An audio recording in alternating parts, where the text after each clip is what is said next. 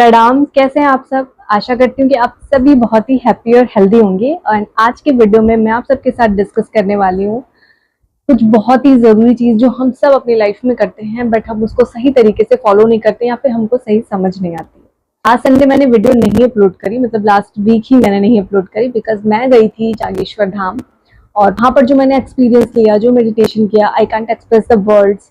मतलब मैं, मेरे पास वर्ड नहीं मैं उसको एक्सप्लेन कर पाऊँ। लेकिन मैं तीर्थ यात्राओं पे हमेशा ही आती जाती रहती हूँ, और वहाँ से मुझे कुछ सीख मिली है, कुछ सोच मिली है जिसको मैंने सोचा, और उसके बारे में बहुत सारी मुझे नॉलेज भी मिली कि आपको तीर्थ यात्रा बेसिकली कैसे जाना चाहिए, क्या करना चाहिए। तो मैंने सोचा क्यों ना ये अपनी ऑडियंस के साथ शेयर किया जाए, क्योंकि हम में से बहुतों को ये मालूम ही नहीं रहता। क्योंकि हम भी, जब मैं थोड़ी सी और छोटे एज में थी, मुझे तीर्थ यात्राओं का शौक बचपन से रहा है, लेकिन तब मुझे ये मतलब नहीं पता था कि इसका मकसद क्या है। तब मुझे लगता था कि बस हमें घूमने जाना है और वहाँ पे इतना एडवेंचरस है, क्योंकि हमारे ज़्यादातर जो भगवान है, गॉड एंड गॉडेस हैं, वो या तो गुफाओं में है, कंदराओं में है, पहाड़ों पे हैं। और बहुत ही हॉरिबल जर्नी रहती है, बहुत ही टफ जर्नी रहती है वहाँ पर पहुँचने की। ना मुझे था कि हाँ, मुझे एक्सपीरियंस करना है, इतनी सारी सीढ़ियाँ चढ़नी है, गुफाओं में जाना है, बट ये मुझे नहीं पता था कि इसके पीछे लॉजिक क्या है। और मुझे लगता, आई एम श्योर आप में से बहुतों को नहीं पता होगा कि इसके पीछे क्या लॉजिक है। देखो, जब भी हम तीर्थ यात्राओं पर जाते हैं ना, तो बेसिकली हम अपने अंदर की जो भी बुराइयां हैं उनको खत्म करने जाते हैं। आप में से बहुत से लोग ऐसे होंगे जो तीर्थ यात्रा पर इसलिए जाते हैं कि हम अपनी जो है वो मन्नत मांगेंगे, हमारी इच्छाएं पूरी होंगी, और वहाँ पे इतनी शक्ति है, इतनी पॉजिटिविटी है, तो हमारी इच्छाएं फुलफिल हो जाएंगी। बहुत से लोग यही सोच के जाते हैं तीर्थ यात्रा पर बेसिकली तीर्थ यात्रा पे जाने का मेन मोटो ये होता है ना कि जब आप चढ़ाई चढ़ के जाते हो, पहाड़ों की लंबी सफर तय करते हो, तो कहीं ना कहीं आपका शरीर थकता है। जब थकता है तो शरीर के अंदर की जो ना इधर उधर जो हमारा दिमाग दौड़ता है गलत चीजों की ओर, उससे डिस्ट्रैक्ट होता है। तो मतलब हमारा जो माइंड है वो पीसफुल होता है, फोकस होता है। दूसरी चीज, आप जब भी देखना कि आप ऐसे जाते हो तीर्थ यात्राओं पे, वो ज्यादातर ठंडी जगहों पे ही होता है। बहुत कम ही है जो थोड़ी सी गर्म जगहों पे होगा, नहीं तो ज्यादातर ठंडी जगहों पे होगा।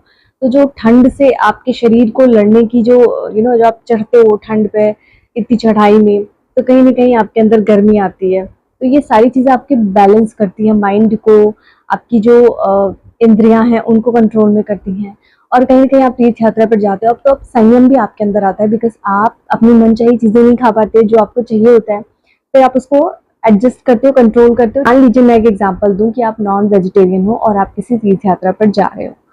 अब देखो, मैं कहूंगी कि नॉन वेजिटेरियन तीर्थ यात्रा पर क्यों नहीं जाएगा, बट बहुत सारे ऐसे लोग हैं जो नॉन वेजिटेरियन हैं, बिकॉज आजकल तो सभी नॉन वेज खा रहे हैं, बहुत सारे लोग। मैं ये नहीं कह रही कि सब लोग, बट बहुत सारे लोग, बहुत सारे वेजिटेरियन भी हैं तो बहुत सारे नॉन वेजिटेरियन भी है, और वो तीर्थ यात्राओं पर भी जा रहे हैं, क्योंकि they all are Indian citizen और हम उनको रोक नहीं सकते। ठीक है, तो आप जा रहे हो और आपकी डेली खाने की हैबिट आपको चाहिए होता है, बट तीर्थ यात्राओं पे आपको वो चीज़ नहीं मिलेगी। तो कहीं ना कहीं आप अपने आप को कंट्रोल करते हो वहां पर कि आपकी हर इच्छा फुलफिल नहीं हो सकती, आपके अंदर संयम आता है, आप खुद को संयमित रखते हो, और जो भी चीजें मिलती है सात्विक वही आप खाते हो। और वैसे तो तीर्थ यात्राओं पर आपको जब तक आपके दर्शन न हो ना, तब तक आपको भूखे ही रहना चाहिए, कोई भी भोजन नहीं ग्रहण करना चाहिए। लेकिन अगर बहुत जरूरी हो, बहुत ऐसा शरीर जवाब न दे रहा हो, तो आपको हल्का फुल्का कुछ सात्विक आहार लेना चाहिए, क्योंकि आपका दर्द इतना भी भयंकर नहीं हो जाना चाहिए कि आप भगवान से हट के आपका मन जो है ना आसक्त हो जाए आपके दर्द में ही। इसलिए इतना नहीं होना चाहिए, कंफर्टेबल रहना चाहिए, बस आप भगवान को याद करते रहो। आप नोटिस करना, जब आप मंदिर पहुंचते हो, किसी भी मंदिर जाते हो, अगर मैं बात करूँ तो अभी मैं कुछ टाइम पहले विंध्यवासिनी मंदिर गई थी, जो कि मैं अक्सर ही आती जाती रहती हूँ। तो वहां पर क्या हुआ कि वो मंदिर एकदम पास में है, कोई ज़्यादा चढ़ाई नहीं चढ़नी है, हम गाड़ी से पहुंचते हैं, थोड़ी सी चढ़ाई पहुंचते हैं और अंदर पहुंच जाते हैं। फिर अंदर इतनी भीड़ रहती है, क्योंकि वहां दर्शन करने के लिए बहुत श्रद्धालु आते हैं। इतनी भीड़ के बीच में आप जगह बना के खड़े रहते हो, ठीक है। और उसके बाद अंदर एकदम छोटा सा उनका स्पेस है जहाँ पे कि माता रानी विराजमान है। अभी तो बहुत व्यवस्था हो गई कि आपको गर्मी फील नहीं होगा, लेकिन तब तक उतनी देर में जो जाने का ड्यूरेशन है, उसमें आपको बहुत घबराहट होने लगती है, बिकॉज कुछ भी नहीं दिखता है चारों तरफ, आदमी और पूरी भीड़ से खचाखच है ना। अभी तो बाहर भी उन्होंने एसी लगा दी ताकि लोगों को गर्मी ना हो, लेकिन फिर भी उतने कुछ मोमेंट के लिए ऐसा लगा कि जैसे यार मैं कहाँ फंस गई, मुझे यहाँ से जाना है। ये मेरे साथ होता है, शुरू शुरू से नहीं होता है, शुरू से मतलब मुझे बड़ा शौक था। एक टाइम के बाद, शायद मैंने किसी वीडियो में आप सबके साथ जिक्र किया होगा, एंजाइटी वाला इशू मैंने जब जिक्र किया था, तो मुझे लगता है कि वहीं कहीं से शुरुआत हुई थी इसकी 2015 से, और अभी मैंने इसको काफ़ी हद तक कंट्रोल कर लिया। बट इस बार गई थी तो फिर मुझे ये एक्सपीरियंस हुआ, मतलब कुछ देर के लिए मुझे लगा यार मैं कहाँ फंस गई हूँ, लेकिन मैंने कहा कि मुझे खुद को संभालना होगा एंड ये ट्रिगर कर रहा है मुझे, क्योंकि ये मेरे माइंड में कहीं ना कहीं धारणा है कि भीड़ है तो खतरा है मुझे, इस तरीके का मेरे माइंड मुझे दे रहा है। माइंड है वो इस तरीके का एक्शन ले रहा है कि उसको लग रहा है कि बहुत भीड़ है, आदमी है और खुला आसमान नहीं दिख रहा है, मीन्स खतरा है, ऐसा सिग्नल वो दे रहा है। तो मैंने खुद को समझाया, आंखें बंद की और राधा रानी का नाम जप करना शुरू कर दिया। मैं किसी को नहीं देख रही थी, कोई मतलब नहीं मेरे आगे कौन खड़ा है, पीछे कौन खड़ा है, कौन सा आदमी खड़ा है, कहाँ क्या खड़ा है, मैं देख ही नहीं रही थी किसी को। बस मेरे मन में छवि थी माता रानी की, जिनके मैं दर्शन के लिए आई हूँ, और वो भी मैं नहीं सोच रही थी, मैं सिर्फ राधा रानी का नाम जप कर रही थी आंखें बंद करके, और मैं चुपचाप जाप करते गई। एंड आप यकीन नहीं मानोगे, मुझे कुछ भी फील नहीं हुआ और 5 मिनट के अंदर मेरा टर्न आ गया, मतलब मैं अंदर घुसने की उस पर आ गई। तो फिर पीछे से कहा ना किसी ने ध्यान से देख के चलो, तो मेरी आंखें खुली और मैं देख रही हूँ सामने माता रानी। तो मतलब इतना अद्भुत एक्सपीरियंस था कि इतनी आसानी से दर्शन हो गए। मुझे ऐसा लग रहा था कि यार, क्योंकि वो राधा रानी के नाम जप ने ना मेरा वो समय कैसे काट दिया मुझे पता नहीं चला। वो जो दुख वाला समय था, वो जो कठिन परीक्षा वाला समय था, वो समय चुटकी बजाते बीत गया। मुझे कोई ट्रिगर नहीं हुआ, जो कि मुझे ऐसा होता है कि भीड़ में घबराहट होने लगती है तो अपना माइंड डिस्ट्रैक्ट करने के लिए भजन गाने लगती हूँ या इधर उधर की कुछ बातें करने लगती हूँ, और तब भी वो नहीं होता है, बहुत डिफिकल्ट हो जाता है। जिनको आता होगा पैनिक अटैक वो समझ सकते हैं इस सिचुएशन को, उस चीज़ को। तो क्योंकि मैंने इसको कंट्रोल कर लिया था और काफ़ी टाइम से मुझे ये नहीं हो रहा था, बट अभी भी कभी कभी ये चीज़ें आपको अचानक से ट्रिगर कर जाती हैं। तो मैंने वहाँ पर क्या किया, राधा रानी का नाम जप करना शुरू कर दिया, और जैसे ही मैंने नाम जप शुरू किया तो वो सारी प्रॉब्लम सिचुएशन झटके में ख़त्म हो गई। तो इसी तरीके से आपको समर्पण करना होता है। जब आप तीर्थ यात्राओं पर जाते हैं तो संयम, अपने इंद्रियों पर कंट्रोल, समर्पण और अहंकार, ईगो, इस सारी चीज़ें आपको ख़त्म करनी होती है जब आप तीर्थ यात्राओं पे जाए होते हैं। पहाड़ों पे चढ़ाई चढ़ना हो या सीढ़ियों पे चढ़ना, आपका थकना और कहीं तीर्थ यात्राओं पर जाना ना आपको बैलेंस करता है, आपको सही में जीवन जीना सिखाता है। और वहीं अगर आप किसी जानवर का इस्तेमाल करते हो, लाइक खच्चर वगैरह यूज़ कर रहे हो, या डोली पालकी यूज़ कर रहे हो, या पिट्ठू वगैरह यूज़ कर रहे हो, मैं केदारनाथ की बात करूँ तो वहाँ पे ये चीज़ें ज़्यादातर होती हैं, वैष्णो देवी में होती हैं। तो यहाँ पर आप क्या कर रहे हो ना, क्योंकि देखो जानवर को नहीं पता है कि आप क्या करने आए हो, कहाँ पर आए हो और क्यों उसका यूज़ कर रहे हो, उसके साथ तो ज़बरदस्ती की जाती है। तो कहीं न कहीं आप गए तो तीर्थ यात्रा पर थे पुण्य कमाने, क्योंकि वहाँ पे कहीं न कहीं आपके पाप नष्ट होते हैं। क्योंकि धीरे-धीरे आप संयमित होते हो ना, जैसे-जैसे आप चढ़ाई चढ़ते जाते हो, पहुँचते हो मंदिर में, तो आप कहीं न कहीं आपकी बुराइयाँ जो है, नकारात्मकता वो पीछे छूटती है और आपके अंदर पॉजिटिविटी आती है। तो आपके कर्म का बैलेंस भी होता है वहाँ। तो कहीं न कहीं लोग कहते हैं ना, जो हम पुण्य अर्जित करने जाते हैं, this is the reason, because हम अपनी बुराइयों को, नेगेटिविटी को कहीं न कहीं छोड़ते हैं रास्ते में ही। जिन चीज़ों के बिना हम रह नहीं पाते थे, उन चीज़ों को छोड़ते हैं, तो हम संयमित होते हैं और इधर-उधर की फालतू बातें नहीं करते, क्योंकि हमारा पूरा फ़ोकस भगवान पे रहता है कि हम उनसे मिलने जा रहे हैं, उनके दर्शन करने जा रहे हैं, उनके मंदिर के दर्शन कब होंगे, ये सोच करके। तो आप बैलेंस होते हो लाइफ़ में, तो कहीं न कहीं आप पुण्य अर्जित करने जाते हो। लेकिन वहीं पर अगर आपने कुछ इस तरीके का ले लिया, सब लेते हैं basically, most of the people are लेते ही हैं ये सुविधा, जिनसे नहीं चला जाता है, तो वो खच्चर वगैरह की सुविधा ले लेते हैं। लेकिन वहाँ पे क्या होता है कि खच्चर जो है उसको तो नहीं पता आप किस लिए आए हो, क्या कर रहे हो, और उसका मन भी नहीं है जाने का, पर ज़बरदस्ती आप उसके साथ जा रहे हो, तो आप किसी की इच्छा के बिना कोई काम कर रहे हो, तो आप पाप के भागी बन रहे हो। आपको पता भी नहीं चल रहा और आप कहीं न कहीं पाप के भागी बन जाते हो। आपका पुण्य नष्ट होता है और बल्कि पाप कर्म में जुड़ जाता है।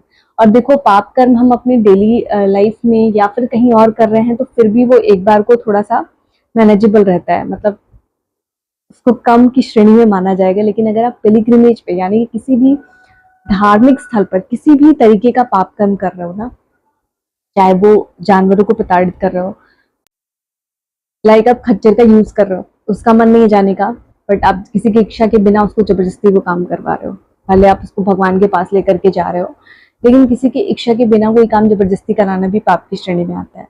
आप धार्मिक स्थलों पर जाकर के पर्यावरण को प्रदूषित करो, या तो आप वहाँ स्मोकिंग कर रहे हो, ड्रिंकिंग कर रहे हो, कुछ ऐसा कर रहे हो और चारों तरफ गंदगी फैला रहे हो, तो ये भी कहीं न कहीं ना आपको पाप का भागी बनाता है, क्योंकि वो जगह इतना शांत, पीसफुल, पॉजिटिव एनर्जी से फुलफिल है। वहाँ पर लोग आते हैं, वहाँ पे तो आपको साफ-सफाई करनी चाहिए। आपने सुना होगा मंदिरों की साफ-सफाई करने से ना आपके जीवन में पुण्य कर्म जुड़ते हैं। लेकिन वहीं आपने इस तरीके की गंदगी फैलाई, जाने अनजाने में ही हम कई बार कर देते हैं, तो आप कहीं ना कहीं पाप की श्रेणी में आ जाते हैं। बिकॉज इस तरीके के कर्म आपको पाप का भागी बनाते हैं।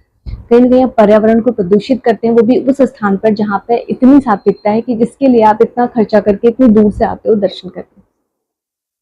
और जरूरी नहीं ना कि आप इतनी चढ़ाई चढ़ने के बाद आपको मंदिर में दर्शन ना मिले तो आप दुखी हो जाते हो, लेकिन आप इतनी चढ़ाई चढ़ने के बाद, वो सीख लेने के बाद, वो सबक लेने के बाद अगर मंदिर के ध्वजा को भी देख लेते हो ना, बाहरी आवरण को भी देख लेते हो, तो भी आपको भगवान के दर्शन हो जाते हैं। तो कभी भी इस चीज का मलाल मत रखिए कि हम इतनी दूर गए, सब कुछ किया, सारा स्ट्रगल किया, बट हमें दर्शन नहीं हुआ। भगवान ने हमें दर्शन क्यों नहीं दिए? भगवान सब जगह है, लेकिन ये आपकी परीक्षा होती है। तीर्थ यात्राओं पर जाने का मतलब ये होता है कि अपने आप को संयमित बनाना, अपने अहंकार को त्यागना, और अपने अंदर जो ईगो होता है कि मैं ही कर रहा हूँ, मैं आया हूँ, नहीं, वहां पर आप सरेंडर करते हो हर चीज के लिए कि ईश्वर बस अपना दर्शन करा दो मुझे। और मंदिर आप जैसे ही दर्शन करते हो, आपकी सारी थकावट दूर हो जाती है पल भर में। वैष्णो देवी की चढ़ाई, इतनी लंबी चढ़ाई चढ़ने के बाद जब आप जैसे ही माता रानी के दर्शन करते हो, आपकी सारी थकान एक पल में दूर हो जाती है और आप बहुत हैप्पी महसूस करते हो कि आपके माता रानी के दर्शन हो गए। तो इसी तरीके से मंदिर और तीर्थ यात्राएं हमको यही सिखाती हैं कि हमको सरेंडर करना होता है ईश्वर को, अपने अहंकार, ईगो को त्यागना होता है, अपनी इच्छाओं को छोड़ना होता है, अपने इंद्रियों को कंट्रोल में करना होता है, किसी को दुख नहीं देना होता है। ऑक्सीजन की कमी कहीं ना कहीं ना, जब आप ऊंचाई पर चढ़ते हो और आपको ऑक्सीजन की कमी होती है, तो ये आपको एहसास दिलाता है कि सब कुछ आपके कंट्रोल में नहीं है। तो ये चीजें हमें तीर्थ यात्राएं सिखाती हैं, इसलिए हमें समय समय पर तीर्थ यात्रा जरूर करनी चाहिए, हम खुद को रियलाइजेशन करा सकें कि हम किस लिए आए हैं इस दुनिया में और क्या कर रहे हैं। क्योंकि कहीं ना कहीं आपके माइंड में वो सारी चीजें आती हैं कि आप क्या कर्मा कर रहे हो, आपके विचार क्या कर रहे हो। देखो, कर्म आपके आपके मन में गलत विचार आता है तो भी आपके कर्म बन जाते हैं। आप जाने अनजाने कोई काम कर रहे हो और वहां पे आपको इंटेंशन नहीं पता है, अनइंटेंशनली हो गया आपसे, तो वो आपके कर्म जो थोड़े से ना कम श्रेणी में आते हैं। लेकिन अगर आपने विचारों में बहुत गंदगी फैला दी, बहुत विचार कर दिया, भले उस चीज को आपने काम नहीं किया, मतलब वो एक्शन नहीं लिया आपने, बट विचारों में आपने सोच लिया, वो कोई भी नेगेटिव चीज हो सकती है, तो वो भी पाप की श्रेणी में आती है और वो भी आपके कर्म में संचय हो जाती है। और इन सभी कर्मों का फल हमको भोगना पड़ता है, इस जन्म में नहीं तो नेक्स्ट जन्म में। वो कर्म आपके संचित कर्म हो जाते हैं, जो कि जन्म दर जन्म आपके साथ जाते रहते हैं जब तक कि आप उसको क्षय ना करो। I hope you all understand this video. तो ये वीडियो बनाने का मेरा यही मकसद था कि तीर्थ यात्राओं पे क्यों जाना चाहिए, और तीर्थ यात्राओं पे हम क्यों जाते हैं, और तीर्थ यात्राओं पे जाकर के हमको क्या करना चाहिए। तो तीर्थ यात्राओं पर जाकर के ना सिर्फ भगवान से अपनी मन्नतें ना मांगिए, बल्कि उनसे अपनी पाप कर्मों की क्षमा याचना करिए, उनसे सद्बुद्धि मांगिए कि हमारे अंदर ऐसे सात्विक विचार आए कि हम किसी के बारे में गलत ना सोचें, किसी का गलत ना करें, हमारे हाथ में कुछ गलत ना। इस तरीके की भावना के साथ जब आप तीर्थ यात्राओं पर जाएंगे तो डेफिनेटली आपको उसका असर देखने को मिलेगा। आपके अंदर पॉजिटिविटी आएगी, आप बहुत हैप्पी महसूस करेंगे, आपको कुछ गलत चीजें करने की इच्छा ही नहीं होगी। मान लो आप तीर्थ यात्राएं अक्सर करते रहते हैं, आपको बहुत गंदी आदत है स्मोकिंग की। बहुत सारे लोगों को मैंने देखा है ना कि वो तीर्थ यात्राएं करने के बाद नॉनवेज खाना छोड़ दिया, उनको अंदर से इच्छा नहीं है कि हमें किसी की हत्या करनी चाहिए, किसी के साथ जबरदस्ती किसी को मार करके खाना चाहिए। तो इस तरीके के सात्विक विचार आपके अंदर आने लगेंगे और आप कहीं ना कहीं निगेटिविटी से दूर होते जाओगे। तो इसलिए तीर्थ यात्राओं पे ज्यादा जाना इसलिए जरूरी होता है ना, क्योंकि वो कहीं ना कहीं आपको निगेटिविटी से दूर करती है और आपके अंदर पॉजिटिविटी लाती है। और आप सबको पता है कि अगर आप पॉजिटिव रहेंगे, हैप्पी रहेंगे, तो आप अपनी सारी मैनिफेस्टेशन को आसानी से फुलफिल कर सकते हैं। तो चलिए आज की वीडियो को यहीं पर एंड करते हैं, मिलते हैं आपसे नेक्स्ट इंटरेस्टिंग न्यू वीडियो के साथ। तब तक आप सभी अपना ख्याल रखिए और ध्यान रखिए। प्रणाम।